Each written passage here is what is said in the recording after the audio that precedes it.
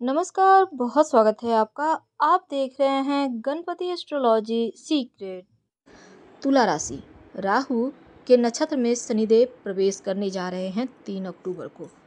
अब राहु के नक्षत्र में शनिदेव और शनिदेव के नक्षत्र में राहु, अब आपकी लाइफ में एक नया या फिर कह सकते हैं असली खेल शुरू होगा। तो 3 अक्टूबर से लेकर 27 दिसंबर तक शनिदेव राहु के नक्षत्र सतभिषा नक्षत्र में रहेंगे। और जो राहु है वो माया है, हालांकि संचार के कारक हैं पर माया है, तड़प हैं, चीज़ों को पाने की इच्छाओं को भड़काने वाले ग्रह हैं, हालांकि ये सकारात्मक है। अब शनिदेव के बारे में कहा जाता है कि जब वो आएंगे राहु के नक्षत्र में तो बिल्कुल वैसा ही फल देंगे जैसा राहु देता है। अब दोनों ही ग्रह एक दूसरे के साथ तालमेल बनाकर चल रहे हैं।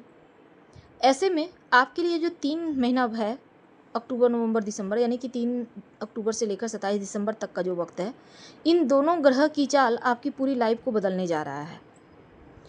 तो क्या उपाय करेंगे, कैसे आप तमाम चीज़ों को सुलझाएंगे, चलिए जानते हैं विस्तार से। वीडियो के अंत तक बने रहें। ये प्रेडिक्शन चंद्र राशि पर और लग्न दोनों पर आधारित है। अब देखिए, तुला राशि के ठीक पंचम भाव में यहाँ जो शनिदेव हैं कुंभ राशि में वक्री अवस्था में, और वक्री अवस्था में ही सतभिषा नक्षत्र में प्रवेश करेंगे। और अगर हम राहु की बात करें तो मीन राशि में विराजमान है, तो इच्छाओं को मजबूती देंगे।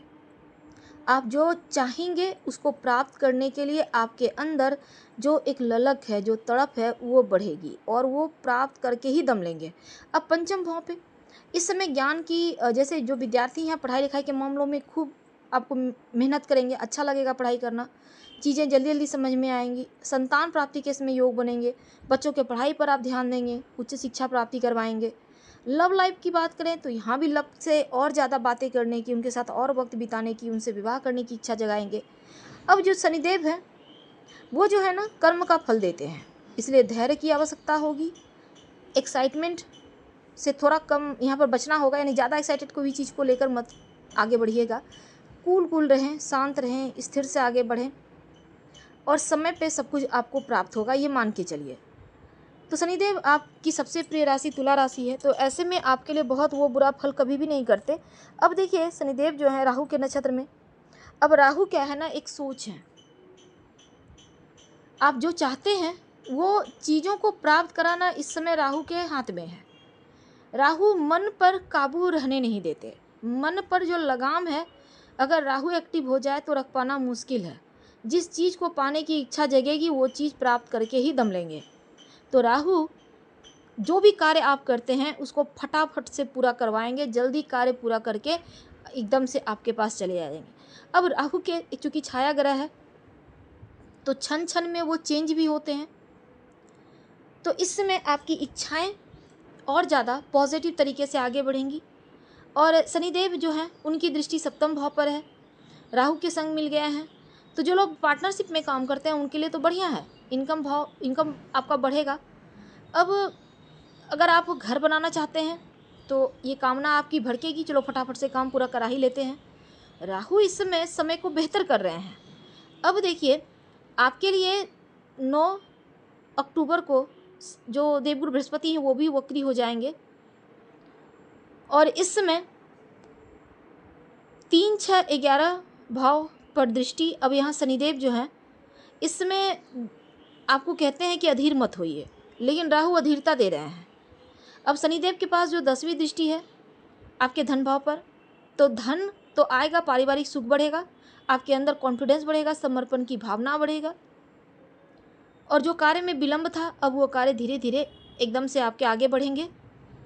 और जो शनिदेव है ना उनके पास 2 घर है, एक तो चतुर्थ और एक पंचम, साथ ही छठे भाव पे राहु। तो यहाँ पर 4, 5, 6 यानी तीनों घर का फल आपको मिलने जा रहा है। तो प्रेम बढ़ेगा अपनों से, माता का साथ मिलेगा, वाहन का सुख मिलेगा। अगर कोई आपके जीवन में प्रॉब्लम आ ही जाए तो वो दूर हो जाएगी, आपको प्रॉब्लम इस समय छू भी नहीं पाएगी, यानी स्थिति एकदम से बेहतर चल रहा है और लगेगा जैसे सब कुछ आपको पहले से पता है। अब यहाँ पर शनि राहु मिलकर, तो आपको पता है कुंडली में दोनों मिल जाए तो 50 योग बनाते हैं, लेकिन यहाँ पर आपकी मुश्किलें उतनी नहीं होंगी, लेकिन हाँ आपको तंत्र मंत्र से ज़रूर बचना होगा और बच्चों के साथ तालमेल बनाकर चलें। नौकरी करते हैं तो राहु के पास एक सोच है और यही सोच आपको तरक्की की तरफ ले जाएगा।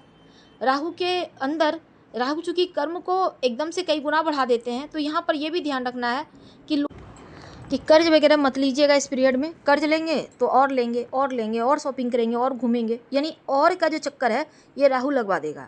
तो कोई भी काम हो कर्ज लेने से ज़रा बचें और कोई भी काम, आपकी जो बातें हैं उसको गुप्त रखिए, किसी को ना बताएं। अगर बता देंगे तो पक्का इस समय नज़र लगेगा, क्योंकि इसमें तंत्र मंत्र का असर, लोगों की बुरी दृष्टि का असर ज़्यादा जल्दी आप पे असर करेगा। इसलिए अपनी बातों को सीक्रेट रखें, कम बोलें, मुस्कुराएं ज़्यादा और गुप्त रखें। अब शनिदेव और राहु दोनों मिलकर गुप्त कार्यों को आगे बढ़ाएंगे, यानी गुप्त रूप से आप प्लानिंग करके जो कार्य करेंगे वो आपके कार्य जरूर पूरा होंगे। तो ये आपके लिए पॉजिटिव आपके लिए थॉट है। अभी देखिए यहाँ पर क्या होगा ना कि शनिदेव जो हैं और जो राहु हैं, मन है और मन का प्रॉब्लम अगर हो जाए तो चीज़ें दूषित हो जाती है, लेकिन आपको दूषित नहीं होने देना है।